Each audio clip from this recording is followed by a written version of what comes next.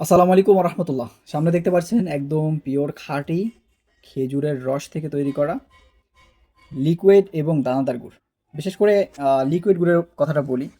এই গুড়টা হচ্ছে রস যখন জাল করা হয়, যত পরিমাণ যতটুকু দরকার হয় ততটুকু জাল করার পরে এটা লিকুইডটা তৈরি করা হয়। তারপরে যখন আরেকটু বেশি মানে জাল দেওয়া হয়, তখন এই যে দানা যেটা আছে দানাদার মানে শক্ত হয়ে গেছে। তো তারপরে হচ্ছে এই দানাদারটা হয়। তারপরে আরও বেশি জাল করলে তখন হচ্ছে পাটালি গুড়টা হয়। তো জালের কম বেশির কারণে যে দানাটা পড়ে।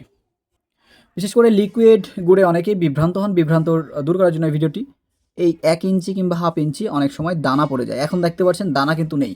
কিন্তু একটা সময় এরকম থাকতে, থাকতে এই যে ভাঁড়গুলো আছে ছোট, ছোট, ছোট, ছোট করে নিচের দিকে দানা পড়তে পারে। তো এটা হচ্ছে একদম ন্যাচারাল বৈশিষ্ট্য, হ্যাঁ? যারা